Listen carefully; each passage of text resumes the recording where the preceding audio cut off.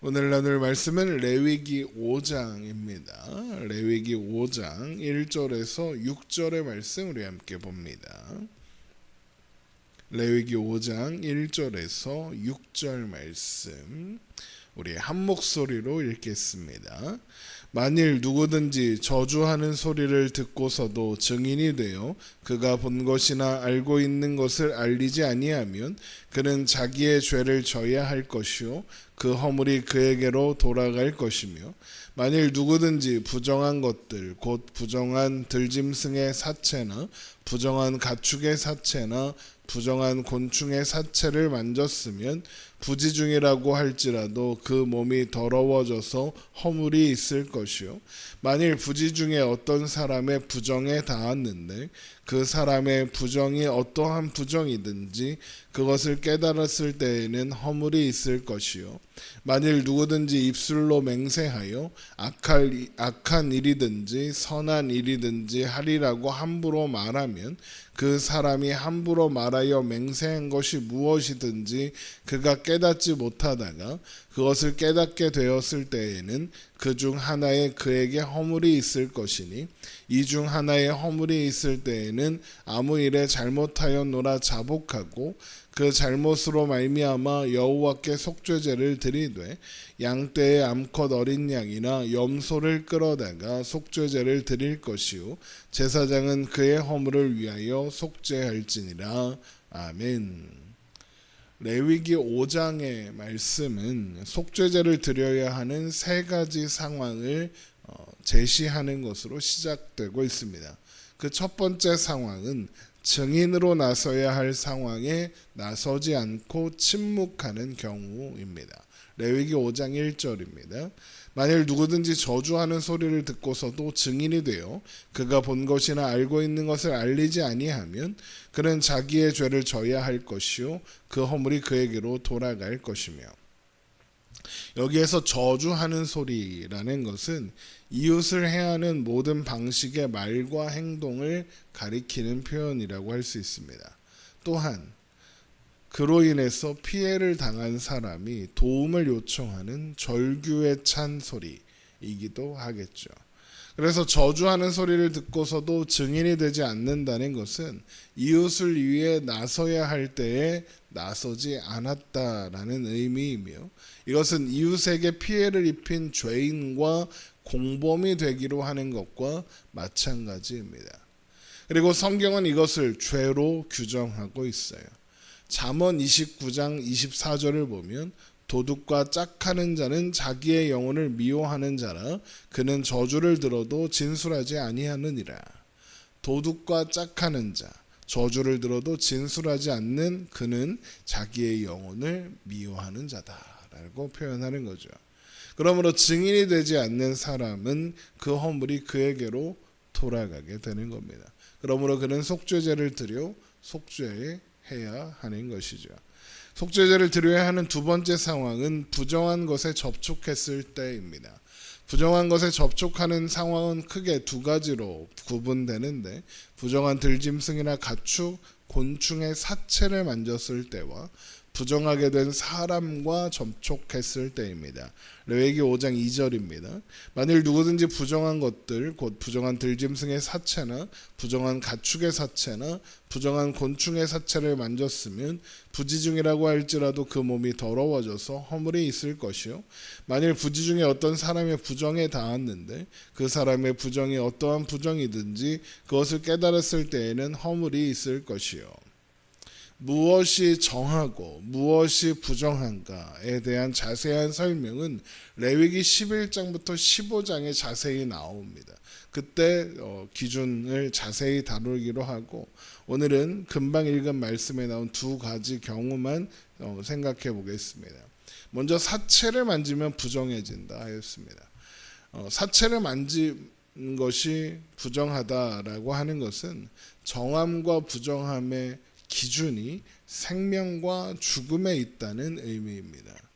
죽음이 부정한 것은 성경에서 죽음이 생물학적인 죽음 이전에 하나님과의 단절을 의미하기 때문에 그렇고요. 하나님께서 아담에게 선악과 금령을 내리시면서 선악과를 따먹으면 반드시 죽을 것이다 라고 하셨던 것이 그 예입니다. 이 경우에도 죽음은 아담의 생물학적인 죽음을 말하는 것이 아니라 하나님과 끊어지는 상태, 하나님과 단절된 상태, 하나님 없음의 상태를 의미하는 거죠. 생명이 있다라는 것은 하나님 안에 있는 것이고, 생명이 없다라는 것은 하나님이 없는 상태가 되는 것이죠. 그래서 사체를 만진다라는 말은 죽음의 영역, 그러니까 하나님이 없는 영역으로 하나님 없음의 상태로 들어가게 되었다는 것을 의미하게 되기 때문에 부정한 것이고, 속죄제를 통하여 속죄하여 다시 하나님이 계시는 상태, 곧 생명이 있는 자리로 돌아가도록 해야 하는 것이죠. 또 두 번째로 부정하게 되는 경우는 다른 사람의 부정에 닿는 경우인데, 사람의 부정에 관한 자세한 설명은 레위기 12장부터 15장에 나온다고 앞에서 말씀드렸습니다. 특히 출산과 유출병, 나병으로 번역된 피부병이 여기에 포함되는 경우입니다. 출산과 유출병을 부정하다라고 하는 것은 피와 같은 체액의 유출이 생명의 유출을 상징하기 때문입니다. 피에 생명이 있다라는 말씀을 근거로 하는 거죠. 또한 피부병도 마찬가지입니다. 피부병이 몸이 불안정한 상태가 돼서 생명의 질서가 파괴되었음을 상징한다고 여겼기 때문입니다. 그러니까 사람의 부정은 곧 생명의 부재와 연결되는 거죠.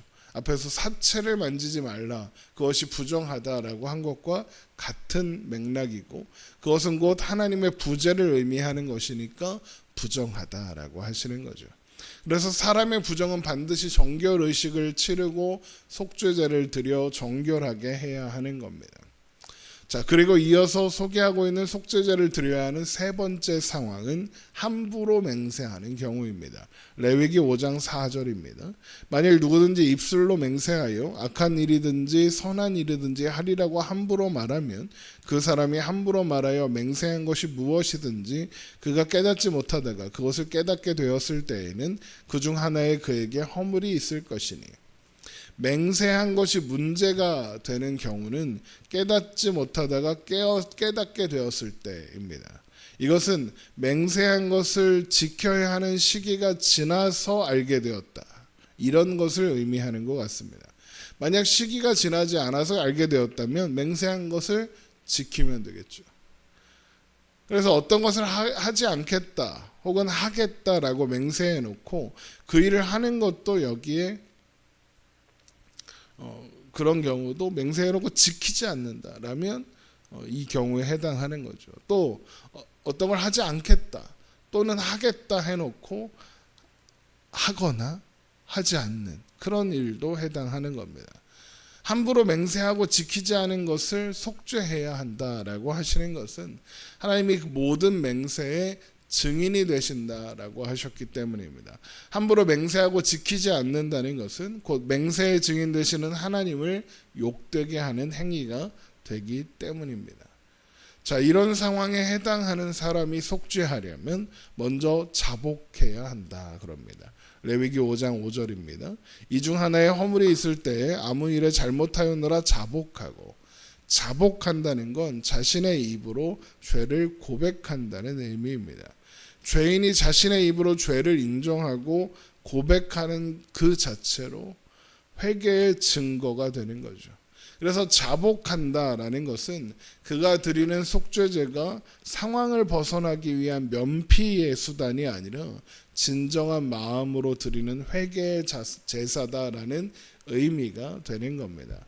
그리고 그렇다는 것은 만약에 자복하고 회개하는 마음이 없다면 아무리 많은 속죄의 제물을 드린다고 해도 그 속죄제는 받아들여질 수 없다라는 의미가 되는 겁니다. 자, 그렇게 속죄제를 드리려고 하는 자는 자복한 후에 암컷 어린 양이나 염소를 끌어다가 속죄제를 드리게 됩니다. 레위기 5장 6절입니다. 그 잘못으로 말미암아 여호와께 속죄제를 드리되 암때에 암컷 양떼의 암컷 어린 양이나 염소를 끌어다가 속죄제를 드릴 것이요 제사장은 그의 허물을 위하여 속죄할지니라. 그런데 하나님은 여기에서 끝내지 않으시고 속죄제를 드려 속죄하기를 원하나 속죄제로 드릴 양이나 염소를 구할 형편이 되지 않을 만큼 가난한 사람을 위한 속죄제를 이어서 언급해 주십니다.